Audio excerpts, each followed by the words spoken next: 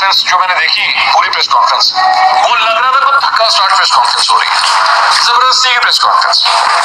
People were getting bored, repetitive बातें already पिछले 24 से 48 घंटे में ये सारी बातें ऑलरेडी हो चुकी थी, लेकिन फिर भी मतलब जिस कहते हैं ए टाइम भरने की खातिर जो बिला वजह एक प्रेस कॉन्फ्रेंस रखी हुई थी। मैं आई वाज क्वाइट सरप्राइज कि वहां पे तो अज़मा बुखारी साहब भी नहीं थी वहां पे, जो पंजाब की इंफॉर्मेशन सेक्रेटरी है मुस्लिम लीग की, वो खुद नहीं थी वहां पे। हमजा शहबाज नहीं है भाई वहां पे। आप अंदाजा कर सकते हैं कि एक मामला जो है वो पंजाब के अंदर लाहौर में नून लीग के हेडक्वार्टर के अंदर प्रेस कॉन्फ्रेंस हो रही है और पार्टी का जो सीएम का कैंडिडेट है वो वहां पे मौजूद ही नहीं है।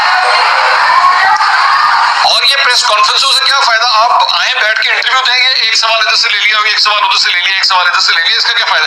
किसी अच्छे एंकर के सामने बैठ के इंटरव्यू दें।